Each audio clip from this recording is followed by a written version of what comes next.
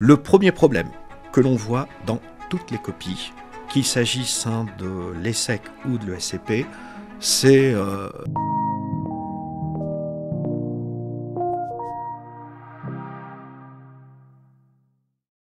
Bonjour Pierre. Bonjour Samir. Ravi de t'avoir avec nous pour donner les derniers conseils aux étudiants qui préparent les concours maintenant. Je vais te laisser te présenter pour les étudiants qui ne te connaîtraient pas et ensuite on pourra y aller. Bonjour, donc Pierre Delaine, je suis professeur d'histoire-géographie de géopolitique à Saint-Paul à Lille et j'assure également donc la direction administrative des classes préparatoires et je suis donc correcteur de l'épreuve de l'ESCP depuis 2007, correcteur de l'épreuve de l'ESSEC depuis 2017 et auparavant j'ai été également donc correcteur sur la banque Écricom entre 2002 et 2016. Donc j'ai une expérience des trois grandes épreuves, des attentes, mais également donc des lacunes les plus fréquentes que l'on peut trouver dans une copie. Beau CV, plusieurs casquettes. Merci. Justement, par rapport aux attentes, est-ce que tu peux revenir sur les spécificités des différentes épreuves ? Alors pour le SCP, la grande particularité donc c'est l'existence donc de la carto, l'épreuve de cartographie qui théoriquement donc doit représenter un quart de la note. C'est un exercice qu'il ne faut pas galvauder puisque généralement donc ça permet aussi de discriminer les copies lors de l'attribution de la note finale, qui répond à un certain nombre de règles. C'est un exercice de construction intellectuelle, c'est pas donc du replaquage de cartes qui ont été apprises au cours de l'année, et donc ça nécessite un effort particulier, et ça nécessite surtout d'y consacrer entre 45 et 1 heure de son temps,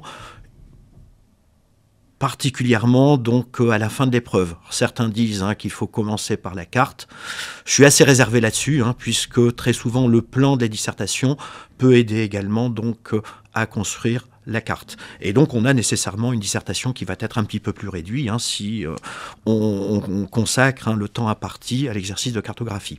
Donc ça c'est la grande spécificité, même si je le rappelle, on donne une note globale à l'épreuve et non pas donc nécessairement une répartition 15-5. La note qui sera attribuée, c'est bien une note globale qui permet de valoriser, voire de survaloriser les très bonnes copies, puisqu'on s'est aperçu que si on fait une répartition 15-5, on aura tendance à tasser les notes vers le bas. Et la deuxième épreuve, c'est l'épreuve de l'ESSEC, qui, elle, a sa particularité, c'est que théoriquement, donc, il n'y a pas de carte, même si, je le rappelle, le règlement du concours prévoit qu'il est possible d'avoir une carte. Mais ça n'a jamais été le cas. Donc, ce sont des sujets dont la dimension historique est plus large, et c'est un point donc, que les correcteurs donc, apprécient lorsqu'il y a une mise en perspective historique. Et en matière d'attente de correction, est-ce qu'au-delà des spécificités des épreuves, évidemment, il y a une carte et dans l'autre épreuve, il n'y en a pas, mais sur les attentes dissertatives, est-ce qu'il y a des différences ? Non, parce que l'exercice de la dissertation sera à peu près identique avec des grilles d'évaluation qui seront donc sensiblement les mêmes. Les concepteurs nous donnent pas donc de plan prédigéré, nous donnent un certain nombre d'axes directeurs que l'on doit trouver dans toute copie. C'est la raison pour laquelle c'est un objectif impératif de tous les candidats lorsqu'ils vont voir le sujet, c'est d'analyser le sujet et de voir très rapidement les 10 ou 15 incontournables qui doivent se trouver dans la copie. Tu en parlais tout à l'heure quand tu parlais du brouillon, le fait de commencer ou pas par la carte. Ce serait quoi ton conseil de ce point de vue-là quand on découvre le sujet ? On découvre le sujet, donc on souligne les termes importants, les concepts du sujet qu'il faudra définir impérativement dès l'introduction. Et ensuite, on liste les 10 ou 15 incontournables notions clés que l'on va devoir avoir dans le sujet. Et à partir de là, on établit donc une problématique qui est l'hypothèse que l'on va poser pour traiter le sujet. Et on commence donc à faire le plan. Je conseille de prendre le papier brouillon au format paysage, le couper en 3 parties, donc 3 colonnes, pour établir le plan, et un plan qui ne soit pas trop exhaustif, puisque la rédaction sera là pour faire la dissertation, donc avec les lignes et les idées directrices, c'est tout. On a l'habitude d'ailleurs de dire que l'introduction, c'est le grand moment de la dissertation. On la rédige au brouillon, on la rédige directement sur copie ? On la rédige au brouillon. On la rédige au brouillon avec les principes de base de l'introduction, l'amorce, l'accroche, la définition des termes du sujet et la présentation du sujet, l'annonce de la problématique et l'annonce du plan. Un plan qui doit être bien annoncé, bien ficelé, de manière à ce que le correcteur puisse voir très rapidement où veut en venir le candidat. Le plus grand risque, ou en tout cas la peur de beaucoup d'étudiants, c'est le fameux hors-sujet ou un plan qui serait un peu bancal. Est-ce que tu aurais des petits conseils pour éviter de tomber dans un plan qui soit sortirait du sujet, soit serait trop éloigné du sujet ? Il faut pas céder à ce que j'appelle la planodéprime et donc trouver très rapidement un plan opératoire nécessite d'apporter une réponse au sujet à partir de 3 idées directrices que l'on va développer par la suite. Alors il y a des plans qui peuvent fonctionner pour pas mal de sujets, c'est le cas notamment du plan comment, pourquoi, jusqu'où, et qui permet de répondre à pas mal de sujets. D'ailleurs, sur les sujets, bon, la matière c'est HGCM, histoire, géographie, géopolitique du monde contemporain. On peut intégrer l'économie en réalité parce que ça peut faire partie du sujet, éventuellement de la l'aspect socio-culturel. Plus l'économie. En fait, il faut toujours avoir sur toute dissertation, qu'il s'agisse de l'ESSEC, des CRICOM ou de l'ESCP, il faut toujours intégrer les 3 dimensions du programme. Alors c'est plus facile, c'est vrai, pour les sujets type ESCP, dont la dimension géographique est plus affirmée. Ces 3 dimensions, c'est la dimension historique, la dimension géographique et la dimension économique, ou la dimension géoéconomique. Et à partir de là, donc, on a effectivement de bonnes dissertations. Mais ça dépend évidemment du sujet. C'est beaucoup plus difficile à intégrer donc, cette dimension géoéconomique dans un sujet sur la maîtrise des espaces communs que sur un sujet sur les frontières ou un sujet sur l'influence de la France. Et c'est une des difficultés, j'imagine, de la matière, c'est que le programme est dense, il y a différents axes, et la géopolitique, c'est extrêmement large aussi. Comment faire pour avoir un cours qui soit ni trop important et être capable de le retenir, et en même temps avoir un cours suffisamment précis et rigoureux pour pouvoir avoir de la consistance dans ses copies ? Ça, c'est le job également du professeur, donc d'apporter aux étudiants l'essentiel, c'est-à-dire un cours clé en main qui puisse servir à l'étudiant, au candidat, dans toutes circonstances au concours, et parce que le travail est important en classe préparatoire, entre les mathématiques, lettres philo, les exercices de synthèse, les langues, surtout les maths, les étudiants n'ont pas nécessairement le temps d'avoir des lectures complémentaires, et ça fait partie donc du travail du professeur de donner également l'essentiel donc des derniers articles, des dernières références qui leur permettront d'agrémenter et d'illustrer une copie. Et la période actuelle, c'est un peu l'urgence pour tout le monde. Un petit conseil pour cette préparation pré-concours ? Sur chacun des thèmes, donc de 2e année, se focaliser principalement sur les fondamentaux, donc les connaissances fondamentales de chaque chapitre ou de chaque séquence, de manière à avoir donc à pouvoir lister et pouvoir également établir des liens de causalité entre les différents thèmes et permettre de traiter les sujets transversaux. Et c'était pile ma question. Par rapport à ces sujets transversaux, comment s'y prendre ? Parce que finalement, on a un cours qui se structure souvent par aire régionale. Ensuite, il faut faire un micmac. Est-ce qu'il faut s'entraîner ? Il faut s'entraîner sur les liens. Donc, il y a des très beaux sujets qui ne sont jamais tombés au concours, notamment donc, la question de la souveraineté européenne à l'épreuve de la rivalité sino-américaine, par exemple. Donc, essayer de réfléchir quelles sont les connaissances de base, quels sont les axes qui permettent de traiter facilement ce sujet en 3 parties, 3 idées directrices. Chacune de ces parties avec 3 idées clés, 3 arguments qui permettront donc d'établir et de bâtir un plan lors des concours. Donc s'imaginer des sujets qui peuvent être, qui ont pu être traités en cours, de les reprendre, de reprendre des sujets de colle et très rapidement trouver une clé de lecture opératoire. En parlant de ces sujets-là, est-ce que tu conseilles aux étudiants de reprendre leurs DS précédents ou en tout cas les corrections, de bien les travailler à cette période-là aussi et pas faire uniquement de l'apprentissage, je dirais, de cours sans jamais avoir de la pratique ? Non, ils doivent impérativement donc regarder leur DS, comparer le DS avec le corrigé du professeur pour voir ce qui va, ce qui ne va pas, ce qui a été, ce qui aurait pu être amélioré. Je conseille également, bon ça fait partie donc du travail des professeurs, de transmettre aux étudiants de l'année N les copies qui ont pu être récupérées de l'année N-1, N-2, N-3, de leur transmettre également de manière à leur montrer ce qu'est une bonne copie. Je fais le parallèle avec l'ESH, mais en ESH, il y a des sujets dont la forme prend des structures différentes. On va avoir des citations, on va avoir des phrases simples, on va avoir des questions. Est-ce que c'est la même chose en géopo? Non. Et c'est toujours la même structure Pas nécessairement, c'est toujours posé sous une forme affirmative, sauf quelques exceptions comme le sujet donc, de 2022 de l'ESCP vers un retour des frontières, ou le sujet donc, de 2008 de l'ESCP, le clivage nord-sud existe-t-il? Toujours.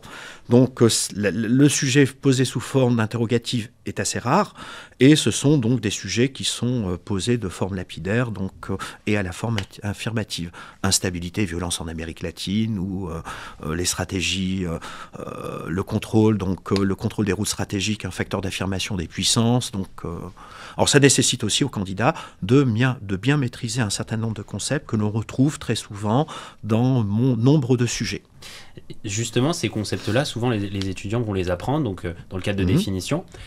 Mais tout ce qui fait la spécificité du sujet, c'est aussi les termes annexes qui viennent donner la singularité au sujet. Comment les appréhender? Parfois, il y a des termes qu'on n'apprend pas par cœur dans le cadre du cours, mais qui vont donner la spécificité au sujet. Comment s'y prendre? Comment les prendre en compte dans l'intro, par exemple? La question donc, de bien définir donc, la notion d'enjeu, si elle existe, la notion de défi, comprendre également donc, les sous-entendus de ces termes, les notions de rivalité, d'influence, d'ingérence.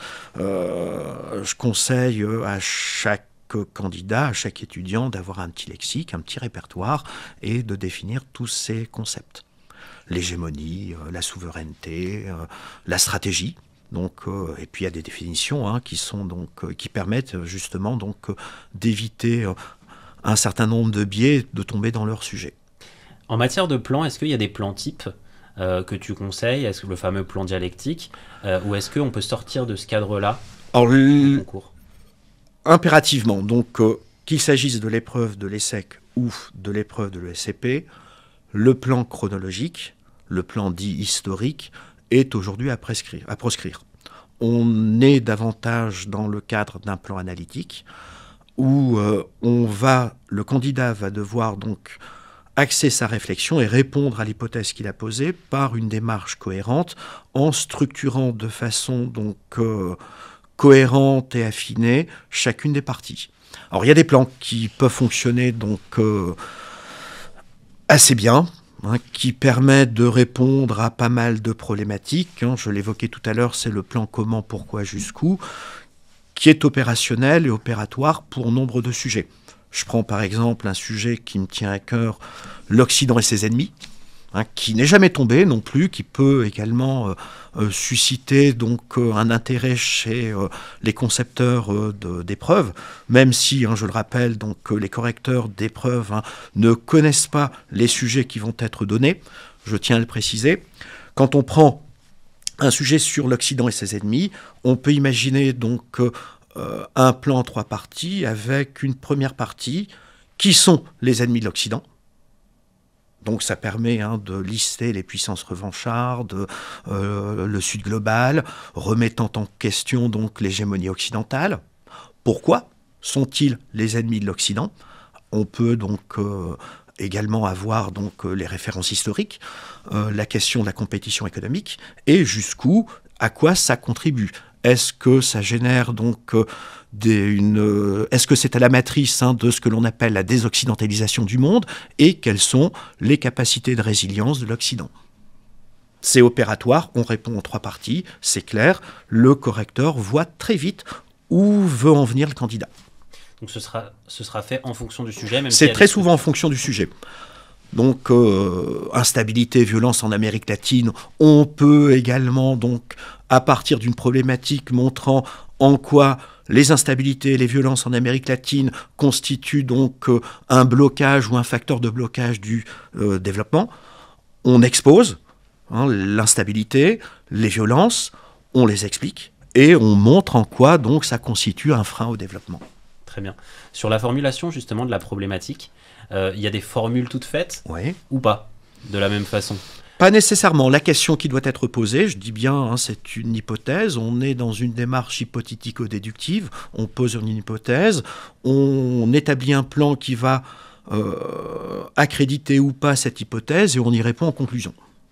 Donc, la problématique, c'est une question qui doit être suffisamment large, suffisamment englobante pour prendre en compte toute la dimension du sujet, toutes ces dimensions également, conformément au programme, la dimension historique, la dimension géopo et la dimension économique, et qui permettra d'éviter donc tous les écueils et de ne pas prendre en compte un des aspects qui serait donc au cœur du sujet. Et j'imagine, et là on l'a fait à l'envers, on a parlé du plan, puis de la problématique, la problématisation qui précède. Des conseils, parce que c'est souvent, une fois qu'on définit les termes, parfois on ne sait pas trop comment l'amener, et c'est une partie très importante de l'intro. Ceux qui ont de la difficulté. Alors c'est vrai que c'est toujours difficile. Ceux qui ont la plus grande difficulté à problématiser le sujet, il faut essayer donc de reformuler le sujet sous forme de question, tout en montrant que ce n'est pas la reformulation du sujet sous forme de question. Alors c'est un exercice assez difficile, mais c'est vrai que certains candidats ont de la difficulté à bien trouver donc une problématique opératoire, et la solution la plus simple au brouillon, c'est de reprendre le sujet sous forme de question et ensuite de trouver des termes alternatifs qui permettront de donner l'impression que ce n'est pas la simple reformulation. J'imagine qu'il doit y avoir quand même une progression. Il y a des recettes. Et que le raisonnement progresse au fil de la dissertation.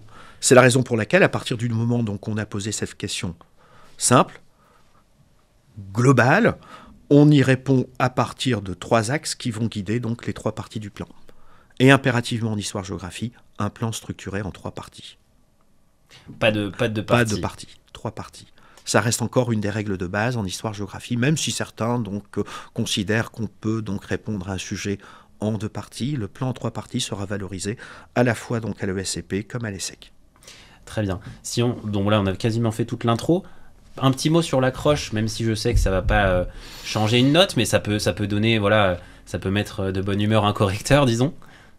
Or, l'accroche, à mon sens, la plus opératoire, c'est une citation d'auteur qui entre de plein pied dans le sujet. Après, il peut y avoir donc des références à l'actualité économique, géopolitique. Très souvent, donc, dans un tiers des cas, c'est ce que l'on retrouve donc avec des événements relativement récents qui se sont produits dans le monde.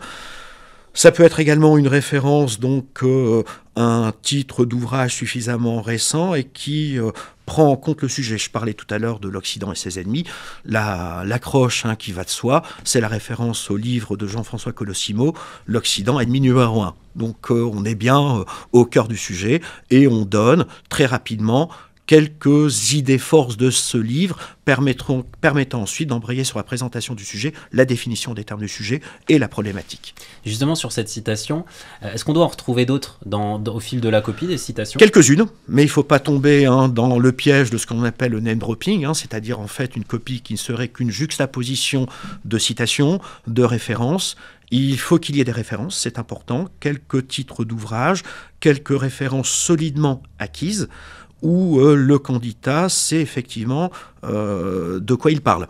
En revanche, ce n'est pas une bibliographie. Donc il faut les limiter. Il ne faut pas avoir que des citations et de faire une dissertation qui ne serait qu'une juxtaposition de citations. Donc la réflexion précède aux justifications. La réflexion prime sur les références et surtout sur ces références multiples. Très bien. Alors on va changer de casquette, on va prendre la casquette du correcteur.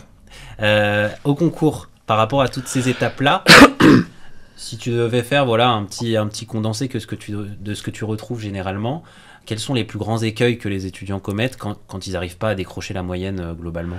Le premier problème que l'on voit dans toutes les copies, qu'il s'agisse de l'ESSEC ou de l'ESCP, c'est la question du déséquilibre qui existe entre l'introduction et la conclusion.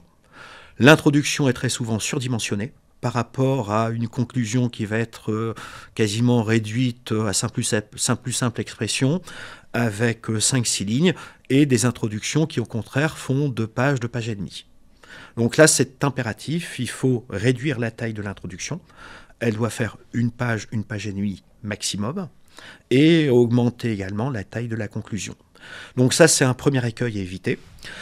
Deuxième écueil à éviter, c'est faire en sorte que la copie soit bien écrite, aérée, puisque très souvent donc, on regarde la structure et voir si les 3 parties sont suffisamment bien équilibrées. Ensuite, on regarde également si la problématique est bien posée, si le plan est cohérent, si les concepts et les idées forces du sujet s'y trouvent, et ce qui permet donc ensuite d'étalonner les différents candidats. Donc surtout cette disproportion parfois entre l'intro et la conclusion. On la retrouve partout. C'est aujourd'hui donc le principal défaut dans 85% des copies. Alors qu'en fait, ça se change assez Ça facilement. se change assez facilement puisque la conclusion doit répondre à la problématique qui était posée. De façon donc ferme, définitive, on répond au sujet et on ouvre une perspective avec un élargissement sur un thème voisin, sur une problématique assez voisine, quitte à boucler le sujet également par une autre citation. Si on a commencé par une accroche qui démarrait le sujet avec une citation, on peut très bien conclure sur également une citation avec un problème qui se pose également, qui n'est pas un faux problème, qui n'est pas non plus une discussion de comptoir, qui n'est pas donc une mise en perspective boiteuse, mais qui est un problème qui se pose également, qui est à la périphérie du sujet. D'ailleurs, cette fameuse ouverture, beaucoup de candidats pensent qu'elle est facultative, donc tout au long de l'année, ils ne s'entraînent pas en fait, à faire d'ouverture en conclusion, et arriver au concours, ils ne vont pas en faire. Est-ce que toi, au contraire, tu incites tes étudiants à en faire et à en travailler ? Il faut les travailler parce que c'est important, ça offre une dynamique supplémentaire au sujet, et ça ouvre le sujet sur de nouvelles perspectives. Et l'importance de la forme, parce que c'est quand même une matière dissertative, donc on a des attentes, et bon, les candidats sont parfois assez inégaux dans cet exercice. Certains ont un style, certains écrivent très bien, et j'imagine aussi que c'est une entreprise de séduction du correcteur. Tout à fait. De quelle façon, à quel point ça compte, et je ne parle pas encore des fautes d'orthographe et compagnie, à quel point ça compte ? C'est-à-dire qu'en fait, même si au sens strict du terme, l'orthographe ou la syntaxe ne sont pas des critères, ils sont évalués, puisque ça fait partie également des critères d'évaluation, on y attache une importance à la lisibilité, c'est-à-dire que le correcteur doit lire la copie, il faut qu'elle soit agréable à lire, donc la calligraphie, et puis qu'on ne bute pas sur les mots, qu'on sache très rapidement où va le candidat. Et je conseille donc des phrases courtes. Si les candidats ont de la difficulté donc à s'exprimer clairement, ils doivent faire le choix d'écrire des phrases courtes. Et très rapidement, ce que je leur dis également, à la fin de l'intro, vous relisez votre intro et vous la relisez à voix haute dans votre tête pour voir si effectivement donc il n'y a pas d'erreur et si ça se lit correctement. Une fois que vous avez terminé votre premier paragraphe, vous relisez votre premier paragraphe, vous éliminez les petites fautes d'orthographe, les petites coquilles et vous refaites la même chose, deuxième paragraphe, troisième paragraphe, ce qui est un gain de temps pour la fin. Ce qui vous évite une grande relecture consacrée les 10-15 dernières minutes, donc à tout devoir relire. Vous avez déjà procédé par étapes. Et cette relecture, elle peut être d'autant plus longue que les copies sont longues elles-mêmes. Oui. En tant que correcteur, on peut avoir 20 avec 8 pages ou pas forcément ? Est-ce que c'est plutôt préconisé de faire plus et d'impressionner par le nombre de pages ou pas du tout ? Si le sujet s'y prête, et si les dimensions du sujet sont assez larges, comme c'est le cas très souvent aussi bien à l'ESSEC qu'à l'ESCP, il faut impérativement dépasser la limite des 8 pages. Puisque, bien évidemment, plus la copie sera longue, importante, bien évidemment avec tout ce qu'il faut, plus la copie sera valorisée. Et contrairement à ce qui est écrit sur les sujets, ne pas dépasser donc les 8 pages, il ne faut pas hésiter à les dépasser. Si le candidat donc est inspiré par le sujet, il ne faut pas qu'il se fixe une limite à 8 pages. Il doit aller donc au-delà. Alors c'est vrai qu'aujourd'hui le format est beaucoup plus grand que les copies qui étaient auparavant corrigées sous forme donc matérialisée. Donc on a la possibilité donc à écrire beaucoup, mais il n'est pas rare quand même de voir donc des copies de 10, 11, 12 pages, et généralement ce sont les meilleures. L'inverse est vrai également, c'est-à-dire que les copies trop courtes sont très souvent les moins bonnes. Parce que la consigne, au final, c'est pas moins de 8 pages et pas plus de 8 pages. Donc c'est 8 pages. Ouais. En fait, c'est une indication qui avait été donnée donc, dans les années 1990 ou au début des années 2000, mais qui n'a pas nécessairement lieu d'être. Et on a demandé à plusieurs reprises donc, en jury que cette limite n'apparaisse plus sur les sujets. Sauf qu'elle apparaît toujours. D'accord. Donc il ne faut pas hésiter à la dépasser. Ensuite, il y a peut-être une limite quand même. Faire 15-16 pages, ça commence à faire... Après, il y a de la limite. À l'ESCP, on n'y arrivera pas. On n'y arrivera pas parce qu'il y a l'exercice de cartographie. Donc nécessairement, si on arrivera à 9-10 pages maxi avec la carte en plus. À l'ESSEC, c'est possible, en fonction évidemment du sujet. Mais là aussi, donc depuis quelques années, on est quand même, les membres du jury et moi-même, sommes quand même assez stupéfaits du nombre de copies courtes. À 4 pages. Ah oui. Oui. L'année dernière, ça a été, donc, j'ai eu à peu près 10 à 15% de copies à 15-5 pages. Ça va plus vite pour corriger, mais... Ça va plus vite pour corriger. Mais c'est généralement moins bon pour le candidat. Évidemment. Alors ça dépend évidemment, je le dis bien, du sujet. Tous les sujets ne s'y prêtent pas, mais quand on regarde les sujets qui sont tombés sur les 15 dernières années, ce sont des sujets donc assez larges, et si le cours a été suffisamment bien travaillé au long de l'année, malgré donc les imperfections, parce qu'il n'y a pas de copie parfaite, on peut s'en tirer avec une bonne note. L'importance de l'empirisme dans une copie versus les théories. Si on doit faire un ordre, c'est réflexion, théorie, illustration, en ordre de priorité, ou voilà, les illustrations ont moins d'importance que les références selon toi ? Autant. C'est-à-dire que j'accorde, alors c'est vrai que c'est peut-être une de mes particularités, j'accorde une importance donc si les sujets sont des sujets donc qui nécessitent l'utilisation d'un certain nombre de concepts, j'accorde une plus grande priorité à ce que ces concepts soient clairement exposés dans la copie.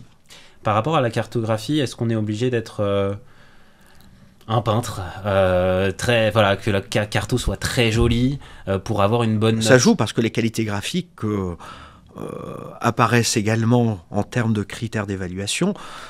En revanche, on est conscient également qu'il y a une contrainte de temps pour le candidat. Alors bien évidemment, les cartes qui sont bâclées dans le dernier quart d'heure, ça ne produira pas un bel effet, mais on accorde aussi beaucoup d'importance à la construction, à la légende.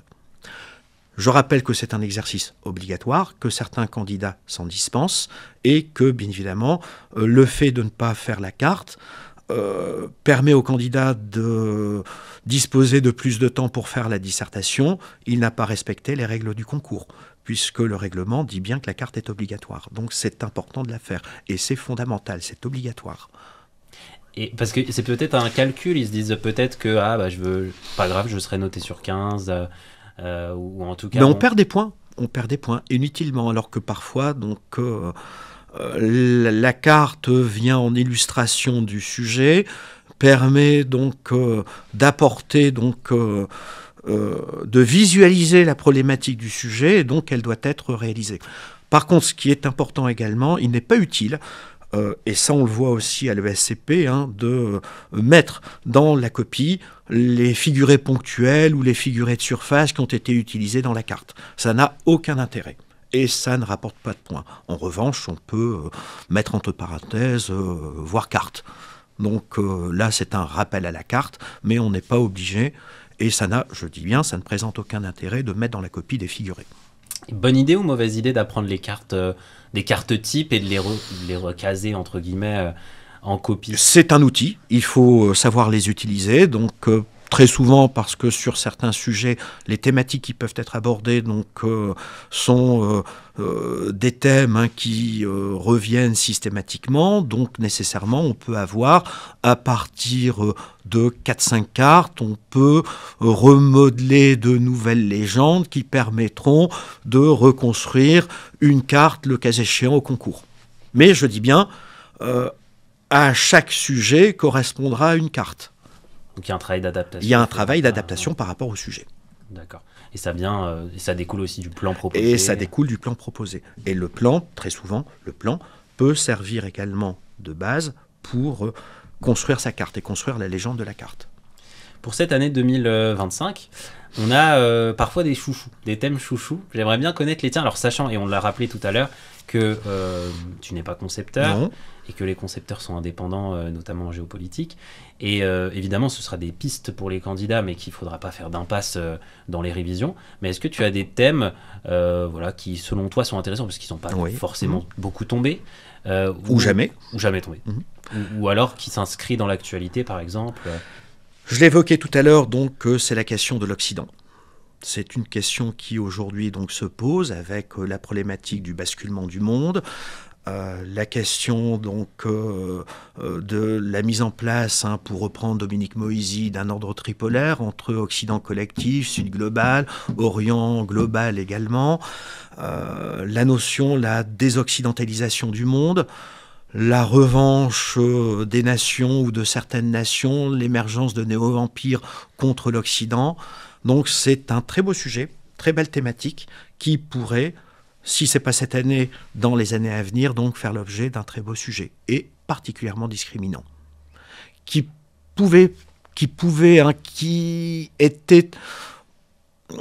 était très difficile à donner il y a encore quelques années, mais aujourd'hui, donc au regard du contexte et de l'évolution du contexte international, c'est un sujet qui peut être donné. C'est un sujet transversal aussi. C'est un sujet transversal. Et ce choix entre transversalité et... Il appartient aux concepteurs en fonction des thématiques qui sont tombées les années précédentes. Et c'est vrai, quand on regarde les sujets tombés donc à l'ESCP ou à l'ESSEC depuis quelques années, hormis le concours 2023 avec l'Amérique latine, ce sont très souvent des sujets transversaux, associant à la fois le programme de première année ou le programme de deuxième année. Et pour ces sujets plus régionaux, comment se distinguer des autres candidats? Parce que souvent on a l'impression que c'est plus la prime au cours plutôt qu'à la réflexion. Non, parce que vous pouvez avoir donc des sujets donc continentaux qui ont du sens aujourd'hui sur la problématique, notamment, je l'évoquais tout à l'heure, de la souveraineté européenne. Ce sont donc des thèmes, la question de la défense en Europe, de l'Europe souveraine, donc ce sont des thèmes qui sont donc au cœur du programme. Donc il suffit pour les candidats de repérer les indispensables et de nourrir sa réflexion. Est-ce que l'Union européenne ne court pas le risque d'une provincialisation ? Est-ce qu'elle ne court pas, pour reprendre François Hesbourg, donc c'est la question de la tiers-mondialisation de l'Union européenne face aux États-Unis et à la Chine, et comment justement donc affirmer sa souveraineté dans un monde qui s'apparente davantage à un monde de carnivores plus que d'herbivores. Ensuite, on peut imaginer un sujet également sur les États-Unis. Le dernier sujet tombé sur les États-Unis, c'était en 2018, me semble-t-il, avec la question de la rivalité sino-américaine. Mais la problématique de la fin de l'hégémonie américaine, ce sont des questions qui se posent, toujours donc avec le basculement du monde. Sujet sur la guerre. Les guerres donc sont tombées à Écricom au concours 2014, me semble-t-il. Et ça pourrait faire l'objet également, donc à nouveau, 10 ou 11 ans plus tard, d'un sujet dans une autre banque d'épreuves, à l'ESSEC ou l'ESCP. Ce sont donc des thématiques, le retour de la guerre, la réalité de la guerre.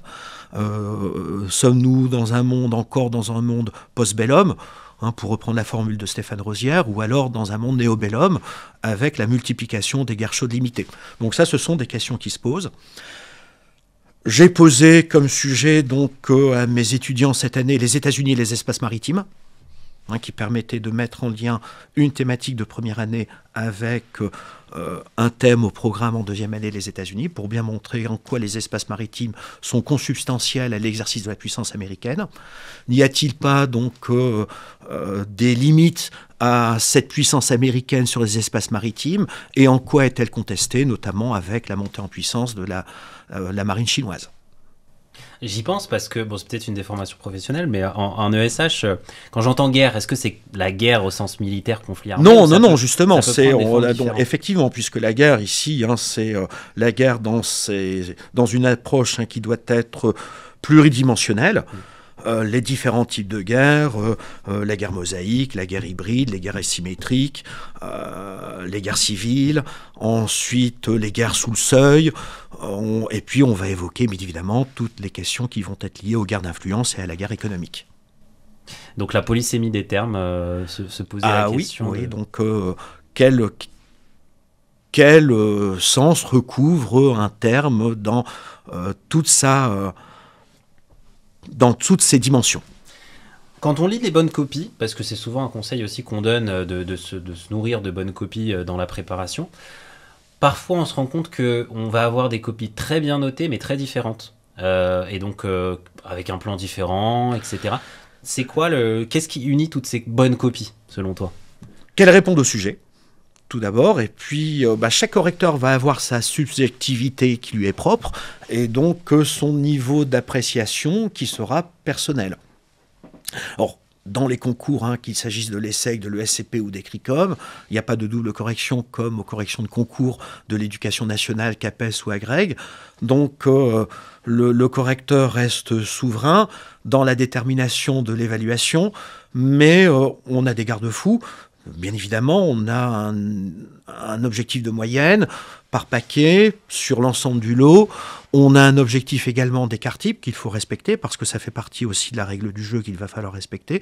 Mais chaque correcteur va avoir donc un certain nombre d'aménités sur certains sujets et va avoir sa subjectivité qui lui permettra donc d'apprécier de façon favorable ou pas la copie. Pour faire un calque, les correcteurs, par exemple en culture générale ou même en économie, parfois ils ont une dominante même dans leur formation. Bon, si c'est la culture générale, c'est littéraire, ou philosophie. oui. En ESH, ça va être histoire, économie, sciences économiques, sciences sociales. Est-ce qu'il y a la même cas de figure en géopo dans la formation, des géographes? Je dis ça. Oui, ça entre en ligne de compte parce que vous pouvez avoir donc des correcteurs qui sont donc historiens de formation ou d'autres géographes. Les jurys sont assez donc représentent bien les différentes sensibilités. À la fois donc en termes de classe préparatoire, il n'y a pas que des correcteurs de Paris. Donc on est assez représentatif d'un échantillon de classe préparatoire au niveau national, et aussi bien donc en termes de répartition entre historiens et géographes. Après, c'est vrai qu'on a certains thèmes qui suscitent davantage d'intérêt. Moi, j'ai plus je suis plus de formation, donc certes géographe, mais également donc historien économiste, et donc j'ai plus d'intérêt pour les sujets dont la dimension économique serait plus importante. Ce fut le cas notamment donc du sujet de l'ESCP sur l'attractivité des territoires en 2021. On est à quelques jours du début des épreuves écrites. Est-ce que tu aurais un dernier conseil à donner pour les étudiants qui se préparent actuellement Ne pas paniquer à la lecture du sujet. Une fois donc l'effet de surprise, parce qu'il y a toujours donc une volonté de faire un sujet qui peut être surprenant parfois. Une fois cet effet de surprise dépassé, que le candidat respire bien et se dit on est là donc pour gagner notre place en école, pour avoir une note suffisamment bonne pour pouvoir passer dans les 6 ou 7 premières écoles. C'est-à-dire c'est pas le 10 qu'il faut viser, c'est une note qui doit être supérieure à 12. Si on vise une école du top 3, la barre d'admissibilité sur les écoles du top 3 sont supérieures à 13. Donc il faut que l'histoire géo compte. Donc il faut obtenir une note supérieure à 13. Si possible, supérieure à 14. Si on veut HEC, il faut viser le 15 et au-delà. Et donc une fois l'effet de surprise passé, bien respirer, bien réfléchir et voir très rapidement quels sont les attendus du sujet en listant les 10 incontournables, 15 incontournables que tout bon candidat devra avoir dans sa copie. On espère en tout cas que le message est passé, et merci Pierre une Pas de nouvelle quoi. fois pour ta C'est moi qui vous générosité remercie. aussi dans les conseils, parce que il y a beaucoup de conseils qui ont été donnés et j'imagine que ça va beaucoup servir aux étudiants, et peut-être à une prochaine. Merci.